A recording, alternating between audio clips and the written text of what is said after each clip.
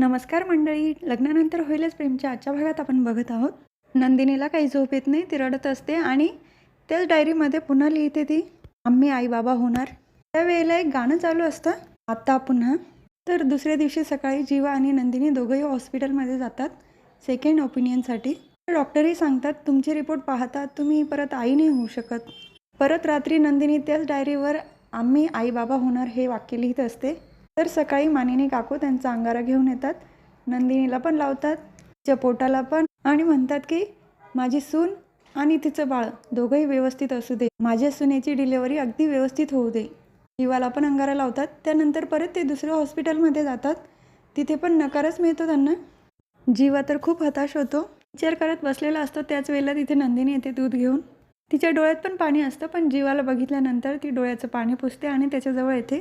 जीवा, हे घ्या दूध. मी तुमच्यासाठी चहाच आणणार होती, पण आईच बोलल्या की चहाने ॲसिडिटी होईल, म्हणून दूधच घेऊन जा. तेव्हा जीवा दूध बाजूला ठेवतो. तेव्हा नंदिनी त्याला सांगते, तुमच्या आवडीची भाजी केली आज फणसाची. आई केव्हाच्या तुम्हाला जेवायला बोलवत आहे. मी काय म्हणते, 2 घास खाऊन घेता का? तर जीवा तिला विचारतो, थकत नाही तू?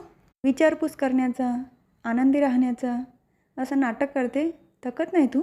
तर नंदिनी त्याला विचारते, म्हणजे मी तुमची काळजी घेते, तुम्हाला काय वाटतं मी नाटक करते?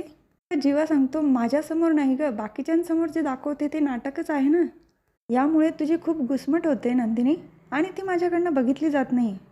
त्यापेक्षा आपण सर्वांना खरं सांगून टाकूया. नंदिनी सांगते, नाही जीवा, अजून आपल्याला नाही सांगायचं हे. तर जीवा सांगतो, नंदिनी तुझी अवस्था नाही बघितली जाते माझ्याकडून. जशी एखादी तुळस खोलवर रुजत जावी, कोणी बघू नये, पण एक एक पान असं गळून पडल्यासारखी अवस्था झाली नंदिनी तुझी. दिवसेंदिवस तुझं हसू सुकत चाललंय. कोणी आसपास नसेल तर तुझ्या डोळ्यांची तळी अशी भरून येते नंदिनी. ते सगळं बघितलंय मी. आता फक्त एकच उपाय, खरं सांगून टाकूया नंदिनी. नंदिनी विचारते, कोणाला? तेव्हा जीवा सांगतो, आधी स्वतःला, नंतर काव्याला आणि मग आई बाबांना. तेव्हा नंदिनी सांगते, अजिबात नाही जीवा, कोणालाच काहीच सांगायचं नाही, अनर्थ होईल. तर जीवा सांगतो, तुझे बाबाच सांगतात ना, खरं बोलणं सोपं असतं, शांत झोप लागते, मग का ऐकत नाही तू माझं? तेव्हा नंदिनी त्याला शांत करते, हे बघा तुम्ही आधी पाणी घ्या. ती जीवाला पाणी देत असते. तेव्हा जीवा बाहेर निघून जातो आणि दरवाजा बंद करून घेतो. नंदिनी खूप आवाज येते, पण दरवाजा काही खोलत नाही. जीवा नंतर काव्याच्या रूममध्ये जातो काव्याला बघायला, पण ती काही नसते तिथे. तेव्हा पार्थ सांगतो, त्या तर अडगळीच्या रूममध्ये. तेव्हा पार्थ जीवाला सांगतो, आमचं थोडं बिनसलंय, त्यांना काय हवं नसेल ते मला तू सांगशील? तेव्हा जीवा सांगतो, ठीक आहे, मी सांगतो. प्रत्येकाचं असंच असतं रे.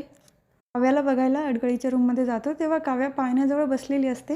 तर जीवा तिला विचारतो, तू इथे काय करते?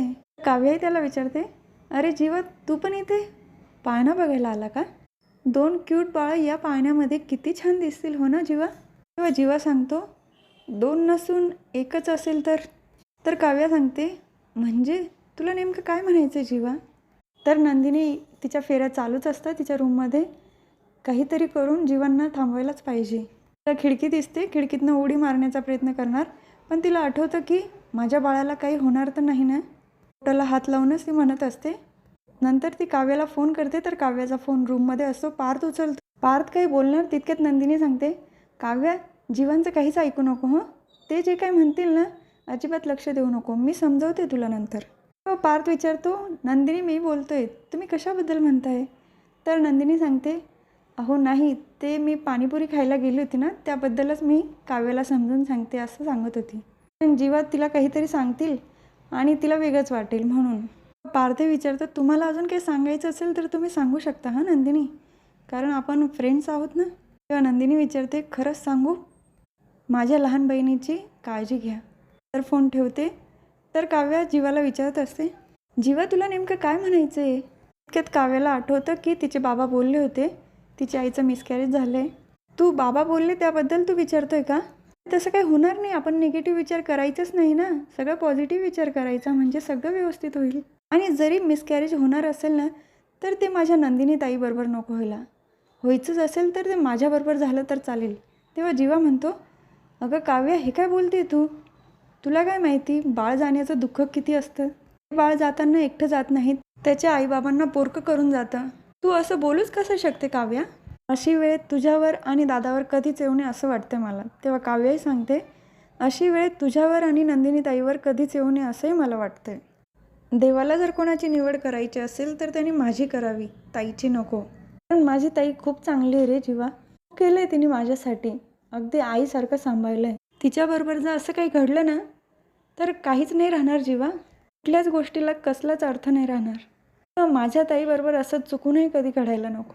तर जीवाच्या पण लक्षात येतं की काव्याला जर समजलं मिसकॅरेजबद्दल तर ती तिचा अभ्यास कायमचा सोडून देईल आणि तिचं ध्येय तिथे स्टॉप होईल. तो खरं बोलण्याचा निर्णय बदलतो.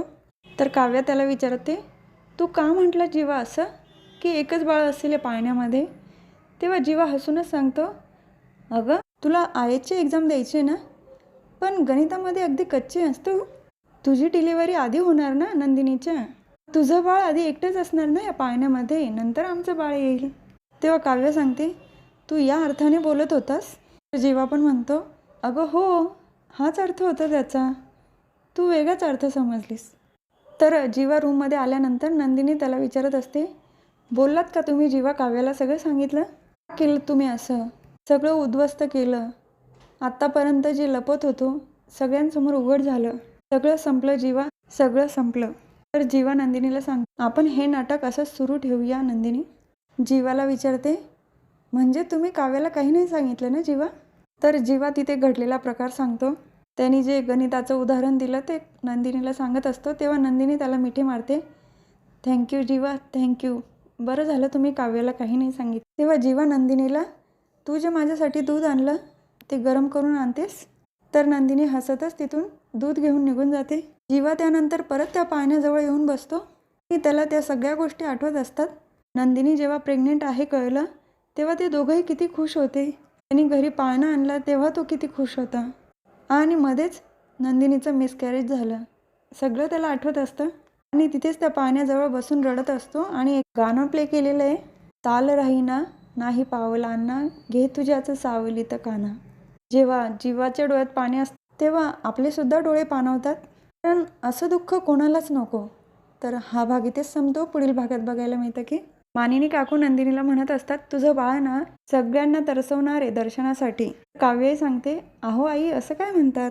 तर नंदिनी मनातच विचार करते, आता ही प्रेग्नेन्सी, बाळ कुठून आणू मी हे सगळं? तर दुसरीकडे विजय नंदिनीला सांगत असतो, जी लोक दुसऱ्याच्या आयुष्यात डोकावतात ना त्यांना स्वतःची सिक्रेट लपवता येत नाही. नंदिनी त्याला सांगत असते, लपवण्यासारखं असं काही सिक्रेट नाही माझ्याकडे. तर नंदिनी जिना उतरताना अगदी पटपट उतरते. तेव्हा विजयला डाऊट येतो, नंदिनी जर 2 महिन्याची प्रेग्नेंट असेल तर एवढी लहान मुलीसारखी काय पळत चालली जिन्यावरून? शोधून काढलं पाहिजे. हा भाग इथेच संपतो. उद्या पुन्हा भेटूया लग्नानंतर होईलच प्रेमच्या पुढच्या व्हिडिओमध्ये. तोपर्यंत माझ्या व्हिडिओला लाईक, शेअर, सबस्क्राईब करा. बेल आयकॉन दाबायला विसरू नका. प्रेक्षकांनो प्लीज. धन्यवाद.